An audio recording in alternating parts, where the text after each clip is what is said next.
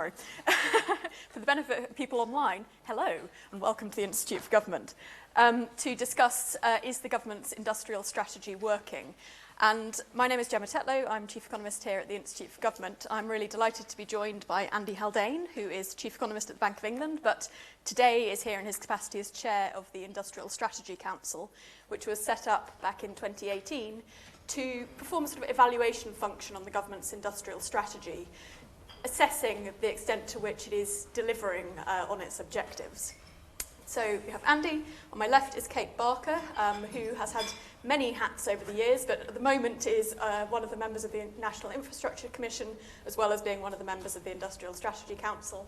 And on my right is Matthew Taylor, who is well known for having led the Taylor Review into Modern Work Practices, is Chief Executive of the RSA and also a member of the Industrial Strategy Council.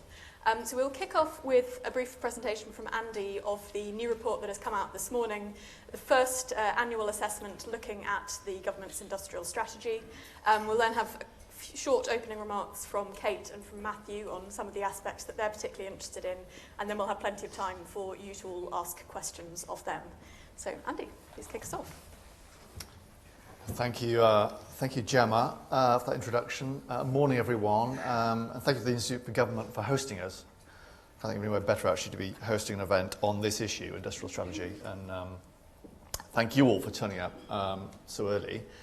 As Gemma mentioned, I'm here speaking today, not with my day hat on at the Bank of England, but my night job as Chair of the Government's Industrial Strategy Council. I'm delighted that I'm joined by two of the Council members, actually three.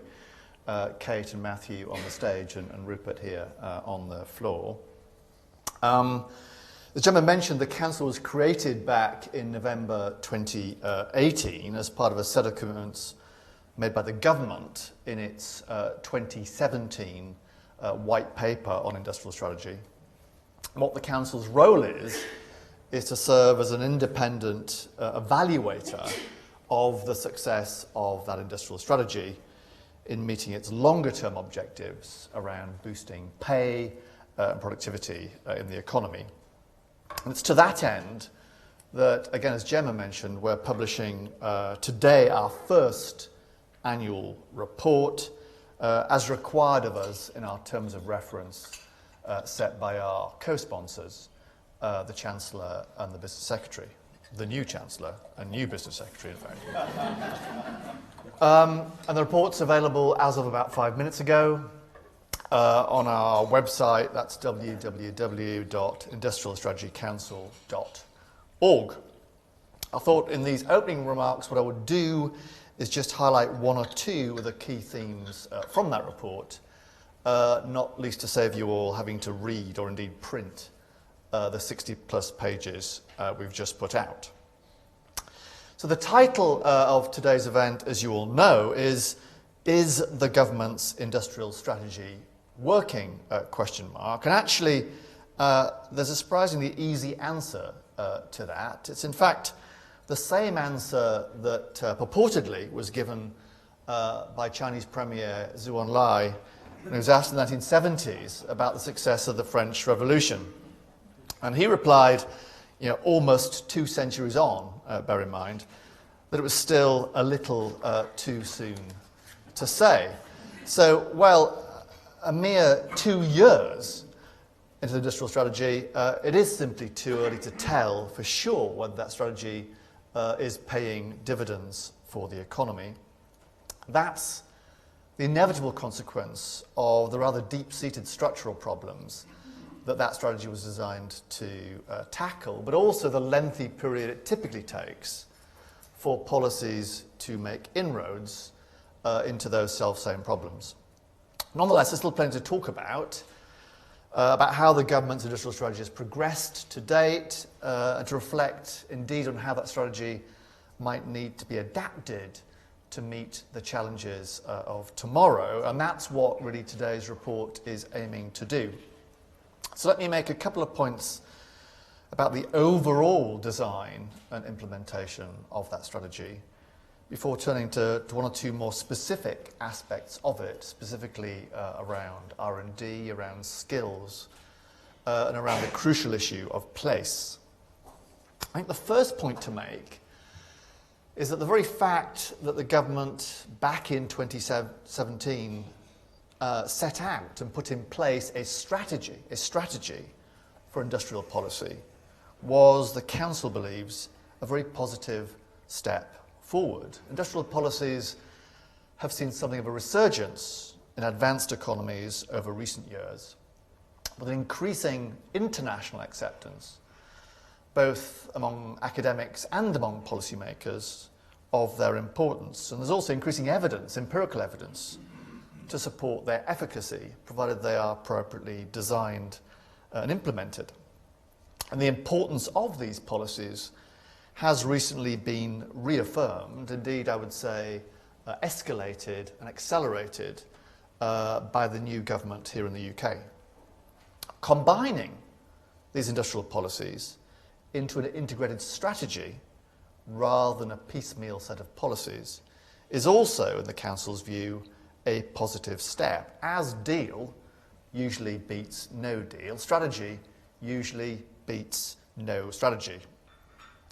Another positive, I think, is that despite other distractions, good progress has been made by the government in implementing the policies outlined in that 2017 white paper on industrial strategy.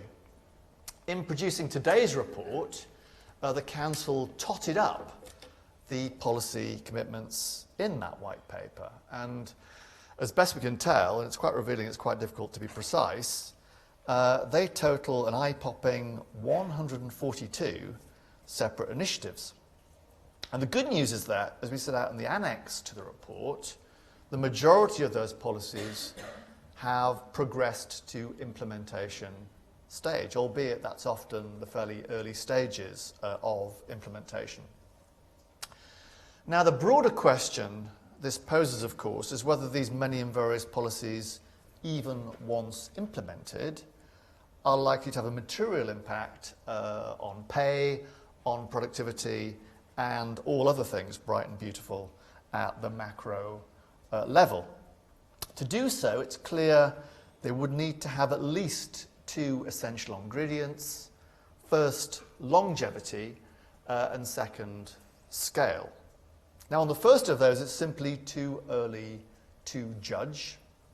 On the second, the Council's identified around £45 billion of financing attached to the various industrial strategy initiatives, mostly financed through the National Productivity Investment Fund and spread over a number of years. That's a pretty healthy sum. The majority of that financing, around 3/4, is assigned to a small number of signature initiatives around R&D, around housing, and around transport. This means these particular initiatives are potentially operating at scale. It also means, of course, the majority by number of those other 100-odd policy initiatives in the white paper have modest and in some cases no money attached to them. This means it's implausible to imagine many of them could be contributing significantly to meeting the UK's pay and productivity challenges. More generally, I think the very span and scope of these initiatives begs a wider question about their likely effectiveness. One of the touchstones of good strategy is prioritisation, and with the best will in the world, it's difficult to have 142 priorities. Another of the touchstones of good strategy is coordination, and one of the key new features in the 2017 Industrial Strategy White Paper were the so-called grand challenges. These were policy initiatives which aimed to tackle some of the key economic and societal megatrends of the day, from climate change to automation to an ageing society. The grand challenges are examples of a so-called mission-oriented approach to industrial policy. And one of the great merits of this approach, I think, is that it naturally cross-cuts many different aspects of policy and hence requires, for its success, a significant degree of cross-departmental policy coordination.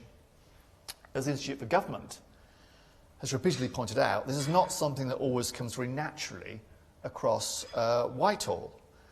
And the evidence so far of the industrial strategy is that it's achieved some but relatively modest gains in encouraging greater such policy coordination. And perhaps in part reflecting that, the grand challenges are perhaps the aspect of the industrial strategy that has made least progress so far, certainly relative to the scale of these challenges. That's a shame, given how pressing some of those challenges are, not the least of which, of course, is the net zero target. It also feels like a bit of a missed opportunity, or more positively, an opportunity not yet taken, to increase the degree of focus, scale, and indeed coordination of industrial policies. In the Council's view, all this points strongly to the need for some refresh and reprioritisation of the industrial strategy, perhaps with the grand challenges assuming centre stage in priority and financing. Having an industrial strategy that is more tightly focused on a core set of grand challenges, which is financed at scale, coordinated across government, and committed to over the longer term, would not only improve the chances of the strategy meeting its longer term objectives, it would also make it easier for people like us, to understand, engage with, and support that strategy, which has been a missing ingredient so far, thereby increasing its transparency, accountability, and chances of success. I should say in passing that as part of any refresh, I think there'd also be value in looking at the role of the Council itself in supporting that strategy. At present, as we set out in section 1 of the report, relative to equivalent bodies elsewhere in the UK and internationally, the Council has no statutory underpinning and very modest resources.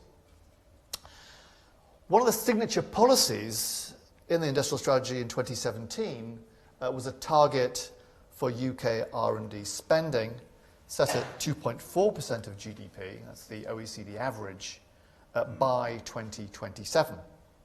Having a numerical target for R&D is, the Council believes, a positive step. As strategy beats no strategy, a target often beats no target. With UK R&D spending running currently at around 1.7% of GDP, it's also an ambitious target based on trends at least over the past 10 years. It would be 2050 before a 2.5% R&D target would be hit in the UK. Meeting this target by 2027, then, will require a step up in R&D spending by both the public and private sectors. The good news here is that the government has already made some commitments to increase its R&D spending materially, including through the Industrial Strategy Challenge Fund. As well as stepping up the scale of public R&D, there'll need to be a greater focus on that spending which best is able to crowd in private sector R&D. And it'll be important too, I think, to support other innovation-boosting policies. In this respect, the Council is encouraged about proposals for establishing an advanced research agency here in the UK, akin to the US ARPA. The US's Advanced Research Projects Agency has, over several decades now, played a key role in supporting the research and technology base in the US. The issue of skills has also risen up the government's policy agenda recently, with an extra £3 billion recently provided through a new national skills fund. This is needed. A research report from the Council last year quantified the very considerable skills challenge facing the UK today, and the even larger challenge facing the UK tomorrow. On current policies, almost 2/3 of the UK workforce will have skills which are misaligned with their jobs by the end of this decade. Existing initiatives, from T-levels to the National Retraining Scheme to the new apprenticeship system, seem unlikely on their current trajectory and scale to meet this skills challenge. For example, in the report, we discuss the effects of recent changes in the UK apprentice system, which, while encouraging greater amounts of higher level training, has lowered the number of apprentice programs overall and has left many firms using only a fraction of the funding available to them. The Council believes that removing some of the inflexibilities in that system, alongside other efforts to support further education, vocational training and lifelong learning, will be essential if the UK's skills deficit is not to widen further. Finally, let me say a quick word about regional disparities and regional policies. Place played a central role in the 2017 Industrial Strategy White Paper and has risen to the very top of the inbox of the new government with its levelling up agenda.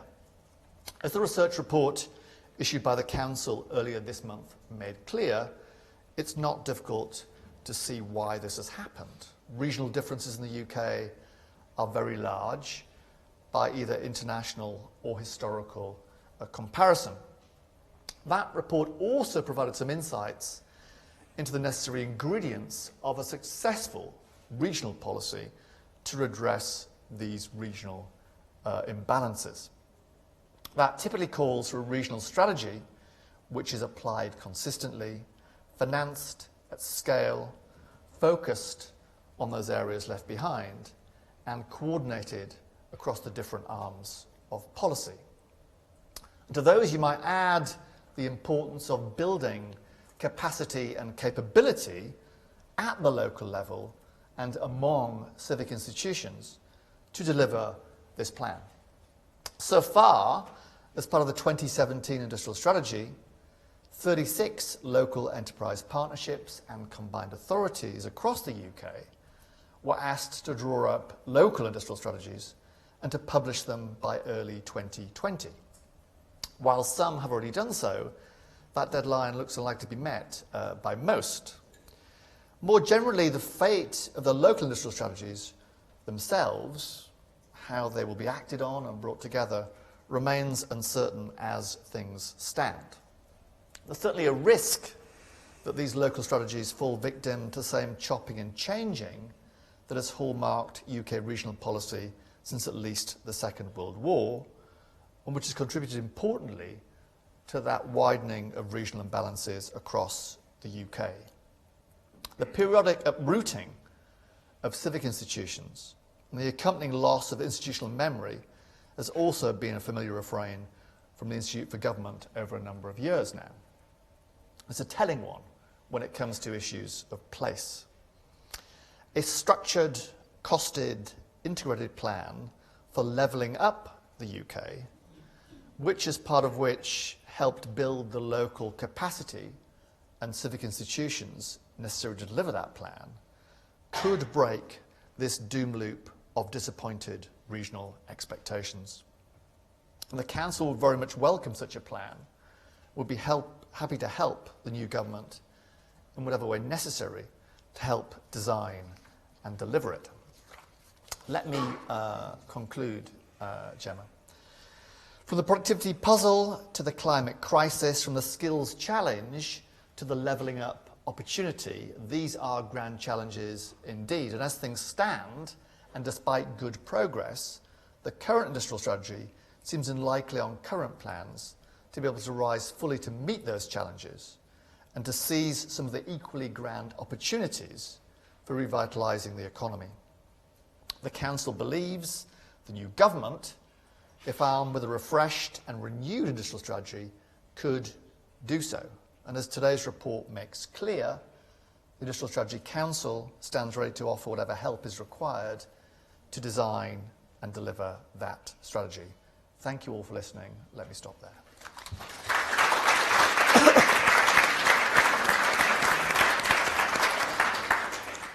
Thank you, Andy. Kate, let's come to you next. Thank you very much. I'm not going to get up, mostly because I couldn't get past Andy's legs on this rather tiny stage. It's really good to be launching this report, not least because I think the people have wondered what the Industrial Council was up to, despite the papers that we published over the last year.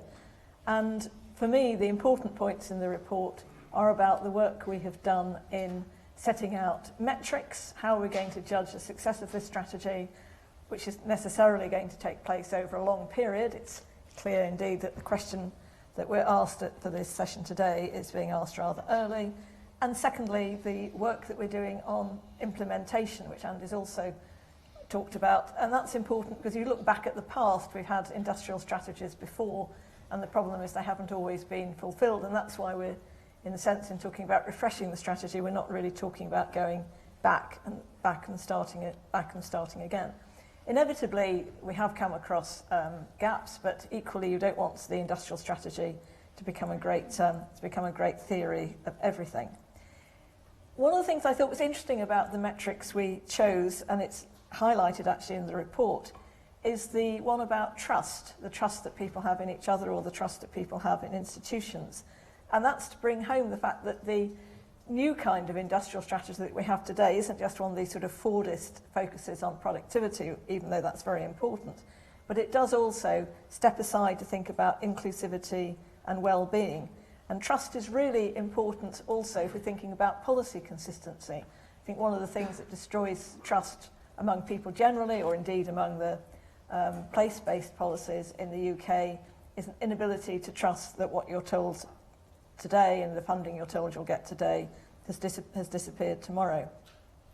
I just wanted to embroider a little bit on the themes of R&D and of place, which Andy's already talked about, partly because we talked about both those themes in the previous body, the body that I chaired, which was unhelpfully called the Industrial Strategy Commission. This has led a lot of people to believe I'm chairing the Industrial Strategy Council, so I spend a bit of my time explaining that I'm not Andy Haldane.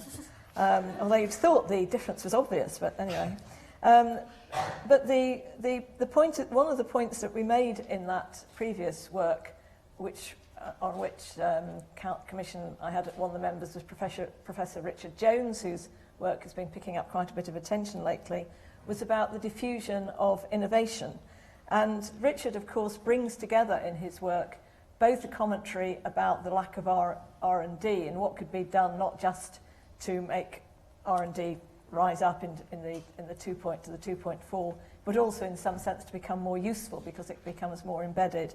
And actually, the point that this could play into the economies of place by actually spreading around where the R&D is done.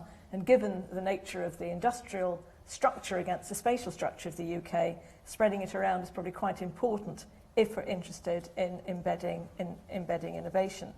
And one of his other points, of course, is that we have tended in the past to think about R&D very much on the supply side, and we need to think more about it from the demand side so that public procurement is directed at stimulating R&D further back down the supply chain.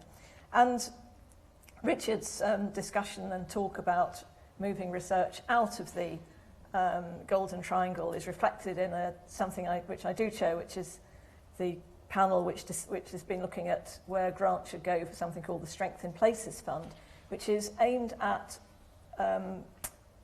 funding research. It's a UKRI initiative, and it aims at funding research which is both place-based outside the Golden Triangle and is aimed at universities working with business. The bids can come from business or from universities, but they have to involve both. I found this a hugely exciting thing to chair because it has convinced me that there is really good work and really good ideas outside the Golden Triangle, and I'm really looking forward to the first wave of things that we have recommended for funding being announced, which would be nice, and then the funding falling in. When you think about place, however, it's not just about industry and moving industries on, as important as it is. And the evidence review that we published made it really clear how complicated the picture is. Places have different histories, geospatial characteristics, demographic factors importantly, and endowments of skills and cultural assets. We also touch on the sort of well-known sort of dichotomy that people in London are better off but appear to be more unhappy, and people in Northern Ireland are not terribly well off but appear to have high levels of well-being. Of course, this doesn't mean that money doesn't make you happy. What it does mean is that well-being and inclusivity in places is about more than just productivity, and the trade-offs between efficiency and equity sometimes need to be thought of. It also, I think, tells you something we all know about London, which is that London isn't just the bit we're in now. It's also places like Barking and Dagenham on the outsides who have much greater difficulties. And some of the work we did on place echoes some of the themes that we picked up in the National Infrastructure Commission, which I think are worth mentioning again today, which is that localities have to spend far too much time bidding to central government for funding because they're under-resourced in their own areas in being able to decide for themselves what their priorities are and fund those. So they spend a lot of time trying to bend the things that they think are important into what the government's invited them to bid for. And this seems to me very unhelpful. I was interested in the local industrial strategies, which do set out, in most places, quite a clear picture of things they'd like to do. Most of them, however, are a little bit weak on what they think of might be the desired outcomes. If you go to the back and look at evaluation, those things are quite short, and they suggest that the outcomes will come along later. Cambridge and Peterborough is unique in this because they signed up to doubling GVA by 2045. That's a rather vague overall aspiration, but from the work I've done in that area, I can tell you that it's proved to be quite motivating, that people have taken that seriously, and they will judge themselves by it, although given the shenanigans about transport there this week, it's not necessarily yet an example of good local governments. So I think national policy has much more to do to mesh with local needs, much more to do to empower and build capacity in areas to develop and flex their visions. But frankly, this is going to be a long process, and it's often going to be painful. But every time I go back to my hometown, which most of you will know is Stoke-on-Trent, I think we really, really have to get on with this. Thank you, Kate. Matthew? Yeah, just a couple of points before we get into the conversation. The first one really is to reinforce what Kate has said in terms of the kind of win-wins that come from a kind of more holistic approach to industrial strategy. And one of the things that I have kind of focused on, particularly in my role, is the area of work and good work. And to draw your attention to a research report that was published by the RSA and Carnegie UK Trust a few weeks ago, which Andy generously came to launch at the RSA. And what that argued, that report, and I don't think the evidence is definitive, but I think it's certainly reasonably strong, is that good work and productivity are benignly linked, that if we can improve the quality of people's working lives in relation to the kind of standard dimensions of work quality, then we will also improve their productivity. But I thought what was particularly interesting about the work that we published, which goes to this kind of win-win dimension, is that that correlation is massively stronger at the bottom end of the labour market. Indeed, actually, intriguingly, the research suggests that if work is too good, productivity falls away. So if your job is utterly perfect, then you may not be being driven quite hard enough. But whilst that's an interesting ambiguity, it's absolutely clear that at the bottom end, poor quality work and low productivity, often implicated in that poor management, poor quality management, is a big issue for us. So, I think in a time when people often feel rather kind of pessimistic, and also when industrial strategy, as we've said, and even notions of productivity can feel sort of slightly cold, to be able to say to people, actually the way in which we will, one of the elements of industrial strategy, one of the ways in which we can boost productivity is actually improving how it feels for you every day when you go to work, is an important message, and one which I'm glad to say that the government continues to support. The second thing I wanted to say is simply that Andy talked about skills. I just flag up the next few months are going to be very important in relation to the skills agenda. We've got a review of the apprenticeship system. We've got T-levels coming down the track. We've got the possibility of extra investment through the budget. So I would just say it's important that when we think about the skills, our approach to skills, that we are bringing these big strands of work together in a coherent overall way. I think there's a big opportunity, but there's also a slight danger that these different strands of work, which don't necessarily dock. So I would just kind of say it's urge the government to try to think hard about how these different elements of the skills picture fit together. And the final thing I wanted to say, which might be slightly self-indulgent, but I am at the Institute for Government, so I want to be a little bit kind of nerdy, really. I'm making my own contribution to the UK's fantastic employment record by having multiple jobs, and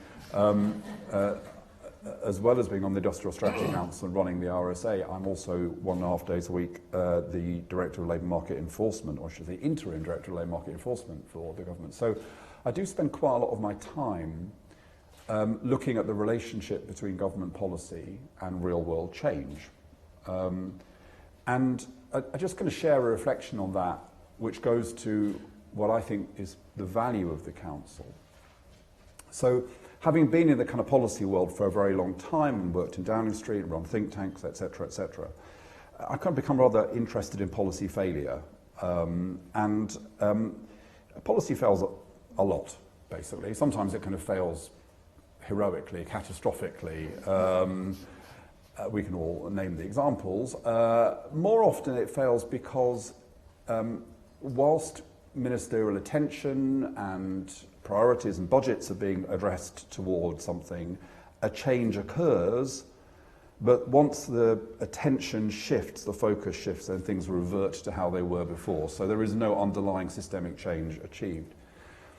And my observation about that is that this reflects two non-trivial problems with policy. I mean, there are lots of trivial problems with policy, just badly written or responding to headlines or whatever it might be.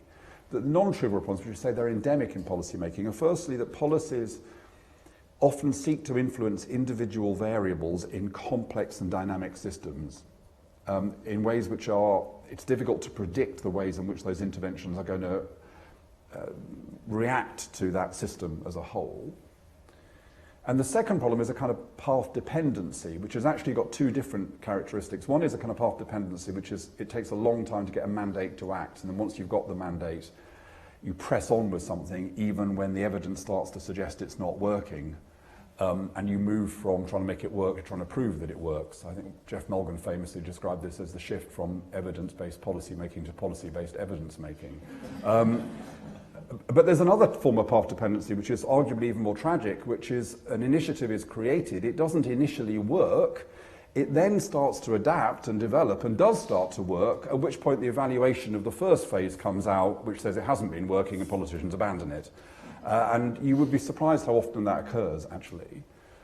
So I think one of the roles for us is to help to address those two failings. So on the one hand, to continuously encourage the government to understand industrial strategy in a systemic way, to understand its interconnections, and then secondly, to encourage the government to recognise when things might not be working and not simply to press on with them regardless, but also to encourage the government to see that things which might not initially have been working are starting now to work, and the government should persist with them and adapt them, because actually over time, and this goes back to one of Andy's key points, that kind of persistence, that longevity is the thing that's going to make a difference. So I'm actually convinced that kind of bodies like this and do play an important role in addressing those kind of systemic challenges around policy making. Thank you. Perhaps I can pick up with the point that you just finished with there. And Andy alluded in his opening remarks to the fact that we're only 15 months on from your first meeting, but already on to the third set of ministers that you are, in theory, reporting to. Is the current government as bought into this idea of having an independent evaluation body of their industrial strategy as the government that you originally set up by? Well, I suspect we might find out tomorrow. Well, I can start and then... well, I mean, I think what is absolutely clear from the new government is the priority it places on some of the central tenets of the industrial strategy. I mean, just look at the way that the regional place levelling up agenda has gone through the gears over the last 6 months. Look at the way that the skills agenda has risen up the policy league table over that period. So, standing aside from the role of the council, in terms of the strategy itself and the policies underlying it, I think my sense so far is that, as I said up there, those policies have been escalated and accelerated, if anything, over the past 6 months. I'm not sure where Kate and Matthew think.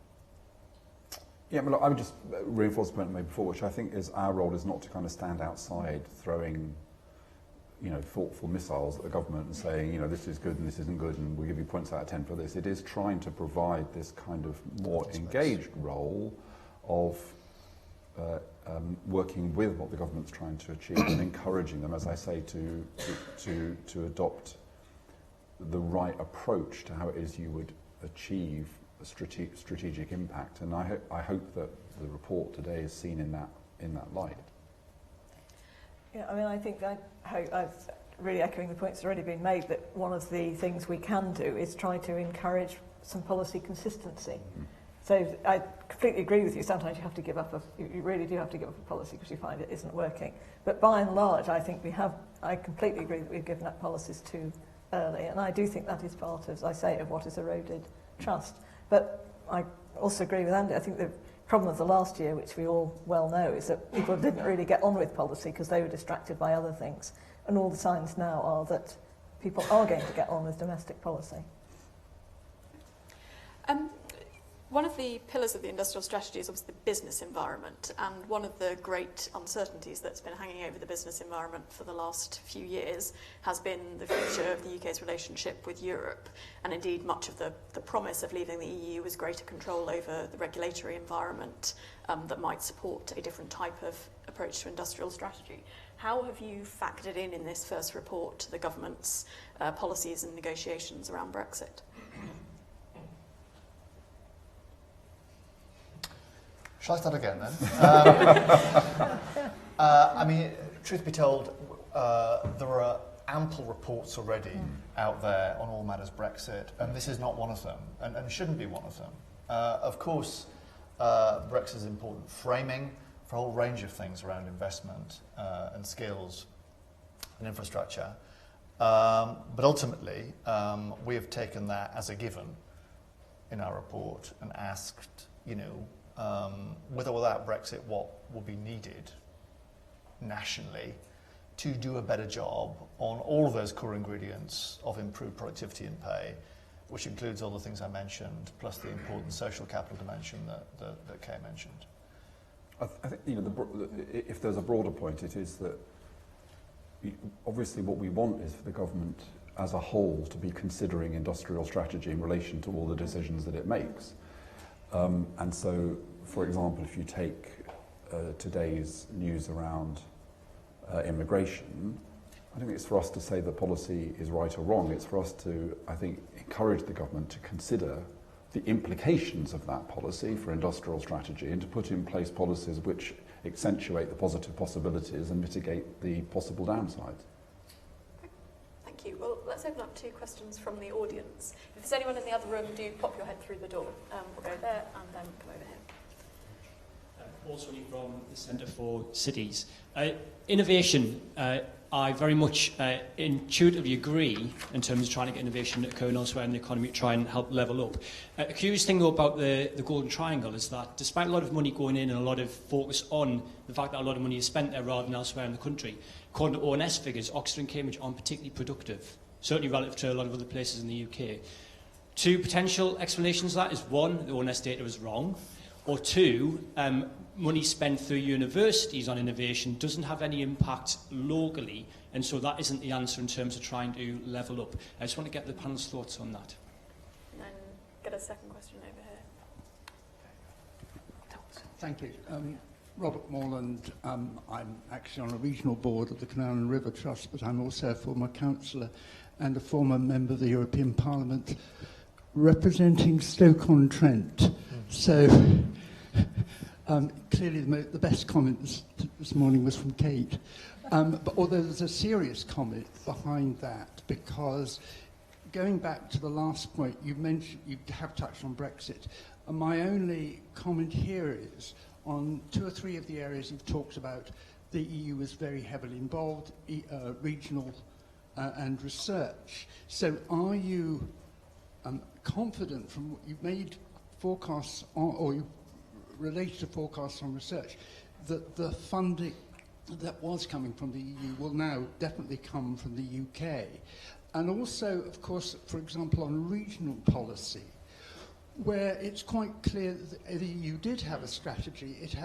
Its areas it helped were based on the statistics of unemployment and income, and that's why Cornwall, South Wales, etc. were chosen for those criteria.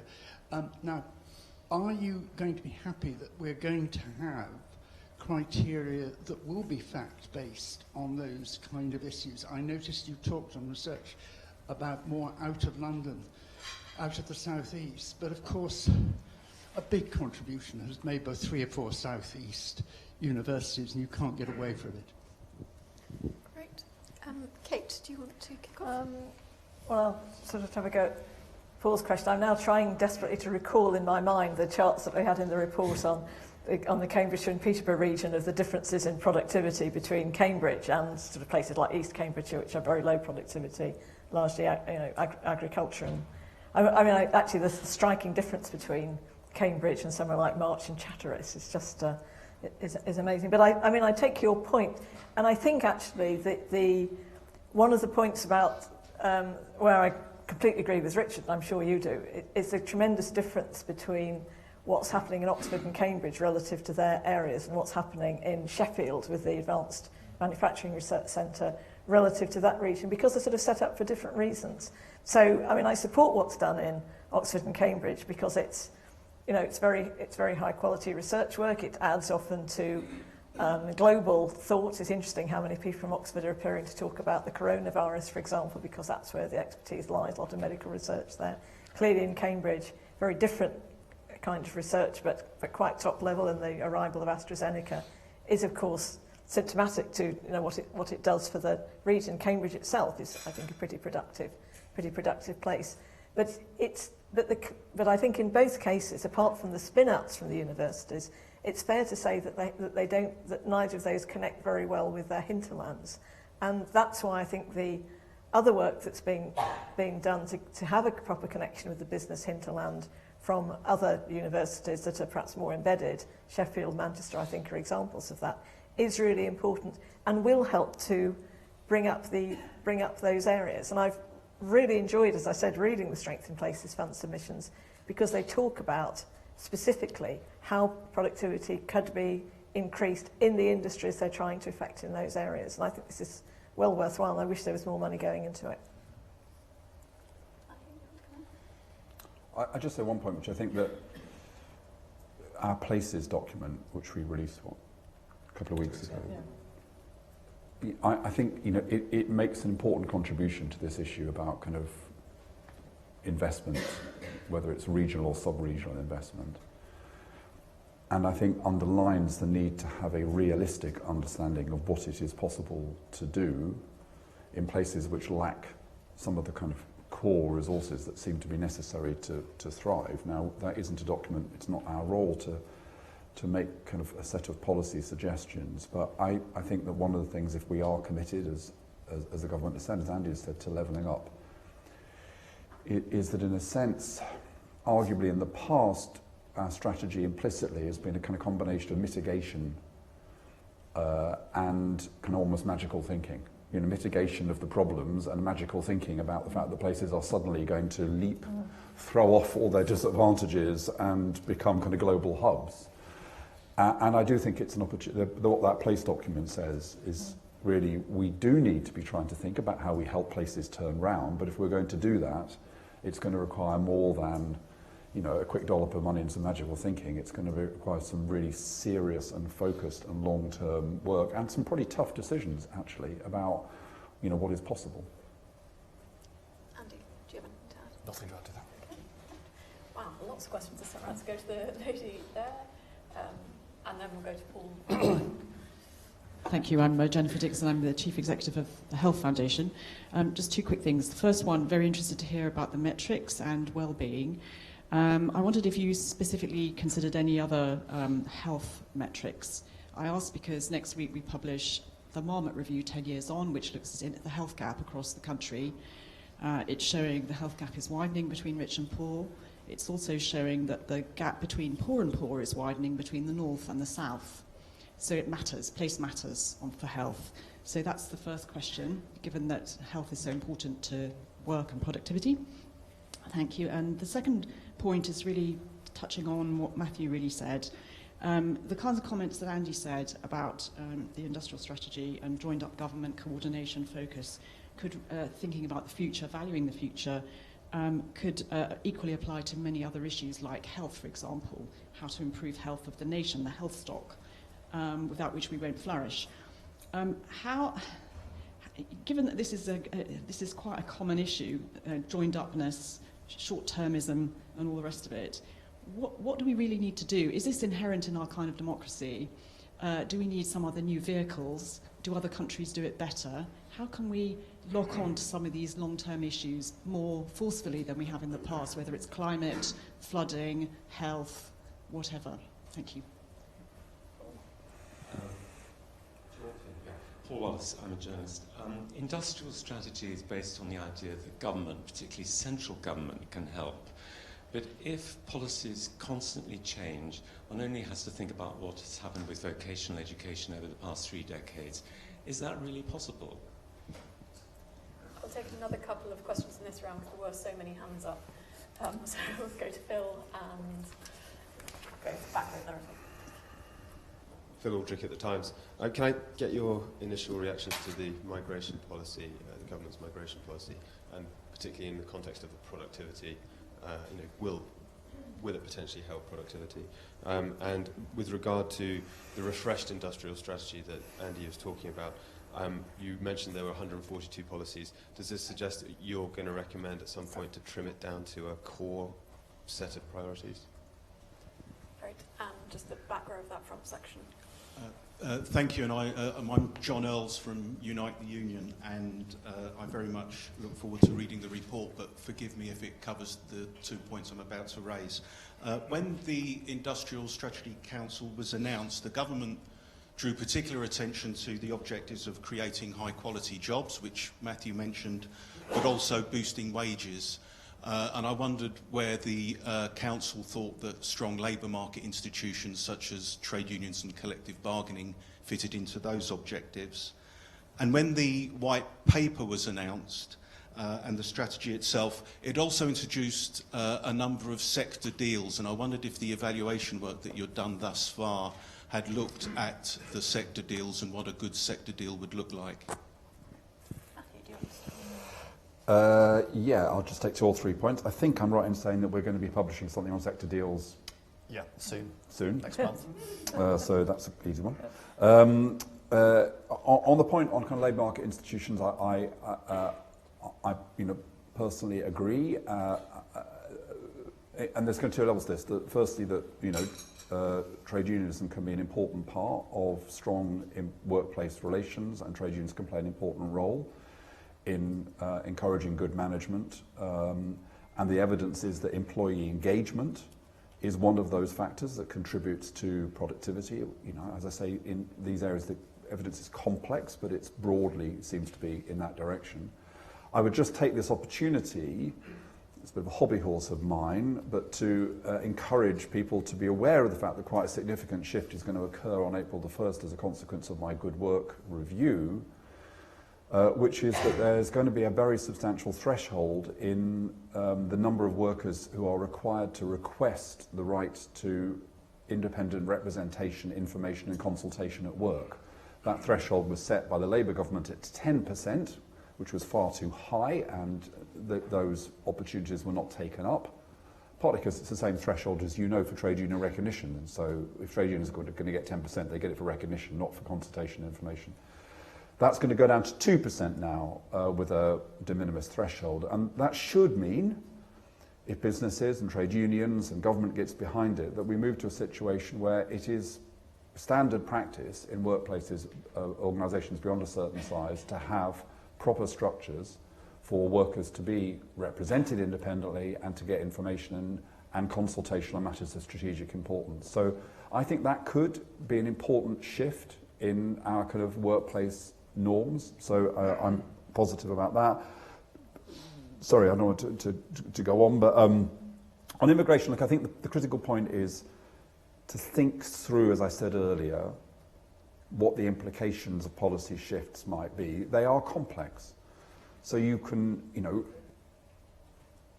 look at restrictions on immigration, and they may have what might be seen as a benign effect, which is a kind of greater awareness this is particularly from a kind of point of view of labour market compliance, of knowing who is here and why they are here. Conversely, one of the dangers is if you have labour market shortages and fewer legitimate routes, it provides incentives for those who will offer illegitimate routes for people to work here. And then thirdly, on my third hand, as the government has suggested, I think today, it may encourage organisations to invest in automation, something which would, you expect all other things be equal, boost productivity. I think the critical point I'd make is, first of all, we need to think through these scenarios, and secondly, we need to think realistically about the kind of support we need to give to organisations. So, whilst it might ultimately be a benign thing to automate certain activities, if you particularly have a tight labour market and those activities are relatively low-skilled, low-wage activities, you need to support organisations to do that. So if you've got a harvest and you've got to pick that harvest and you're running out of time, your priority is to get workers to pick those potatoes or whatever it is immediately, and that brings some concerns with it. To invest in the machinery to do that is probably a better medium-term strategy, but you need support. You need people to give you advice, to tell you what technology to invest in, and work that the RSA did some time ago. We talk often breathlessly about AI and robotics and all these kinds of things. The vast majority of firms in Britain, particularly SMEs, really aren't thinking a great deal about this. They just don't have the headspace and they're not investing the money. So if we want tighter immigration to lead to greater automation, we can't just wish for it to happen. We need to think about what are the things we need to put in place to support businesses to invest. And then very finally, sorry, I didn't mean to take all these points, but on health, I think health is an important component of good work. And I think one of the interesting challenges here is when we talked about health in the workplace in the past, we had a kind of thought about this in kind of physical injury terms, accidents at work. Now, of course, we talk much more about, mental health issues, anxiety and stress and those kinds of things. So whilst in the past the kind of health at work agenda was in a sense quite limited to, well, what is actually dangerous and what can we do to avoid people being hurt physically at work, the broader agenda is about healthy workplaces as a whole, places where people enjoy their work, feel fulfilled, have voice, and therefore are less likely to generate these kinds of things like anxiety and stress. And that's a complicated but I think potentially rich area for conversation when we, in the context of talking about good work and productivity. I certainly support that last point. One of the things that came out of the work I did in Cambridge and Peterborough was how poor some of the companies were on dealing with health at work, and we certainly need to do much more on that. But I wanted to try and heroically link up, in a sense, both their sort of migration, place-based and points and other things together, which is that if we think about social care, which has obviously been making the headlines today because of its reliance on the workforce, this seems to me an area where the kind of approach that Richard James was talking about, where government helps to drive innovation, it also chimes with what Matthew was saying about government helping to drive innovation, would be very important. I find it very difficult to think that many of the people who run small health care units up and down the country are going to be able to move into the kind of help from robotics that you see in Japan, where of course they have this very aged population now. I know robotics sounds terrible and cold for caring for older people, and you wouldn't want it to be the total answer, but you would want it to be part of the answer. And government has a real role to play there. Whether it can play it on the deadline that's now there is another question. But clearly this is a way that public procurement could really help to make that an industry that had got better productivity, had got better pay, and enable the people working in it to have more fulfilled jobs, and indeed, at the other, hopefully, old people to be better cared for, which is, of course, one of the scandals of our time. Andy, do you want to? Well, just maybe give you a few points that on health. So when we were drawing up our success metrics, we were very clear. We wanted them to move beyond the wealth of nations to consider the health and happiness of nations too. So health is there among our success metrics. Those metrics are probably improved. I know you're doing work yourself at the foundation, as I understand it, on the link between health and productivity. And we have some work planned on that front as well. So health is definitely front and centre on our agenda as a success metric. You mentioned about joined upness and how to achieve it. Easy to talk about and hard to do. That's plainly true. What might be avenues to make it less difficult? Well, one would be that I mentioned up there was the grand challenges as a natural coordinating force across the different arms of policy, and others that have pursued this sort of mission-oriented approaches internationally have had some success in joining up the different arms of policy and government. The second would be to go local. It's actually rather easier to join up those different arms locally than it is nationally. And if you go to the parts of the country that I think are doing industrial strategy well, let me give you an example, Greater Manchester. One of the reasons they are doing it well is because they've been able to have a joined-up conversation about health, about transport, about social care, about FE and HE, about transport, about local government, and the like. So therein, I mean, of the many cases that could be made for going local, the capacity to join up policy is an important one of them. On the question of longevity of policies, of course, that is tricky, necessarily tricky, given the length of electoral cycle is not the same as the length of time it takes to embed structural policies. Nonetheless, we've learnt a lot, haven't we, over the last several decades about how to make policy in econo-speak more time consistent across time. When it comes to, say, monetary or fiscal policy, among the ingredients to creating that longevity are, one, to have a clear set of targets, or at least lodestars, for policy that can secure a degree of accountability. And secondly, to have some body arm's length from the political process that can opine and in some cases set policy. That is what, in my day job, the MPC does in respect of monetary policy. It's what the OBR does in respect of fiscal policy. And it's one of the things the ISC aims to do in respect of structural policy. And the case, if anything, is even stronger for structural policies than it is for monetary and fiscal ones, for the simple reason that the problems are deeper rooted and take longer, therefore, to fix. Finally, on unions, as you probably know, unions, trade unions have very much been part of the agenda, both of the strategy as it was set up by government, but also of the council. We have Roy Rickus from Community on the council. A good chunk of my time, as Tim knows, has been spent talking to the TUC, talking to ACAS. Just last week I was speaking to union leaders. So absolutely we see unions as being an important stakeholder in crafting, designing and implementing this plan. Great. Well, thank you all very much. Unfortunately, we are now out of time, but thank you all very much for joining us. And please join me in thanking our excellent panel for their remarks.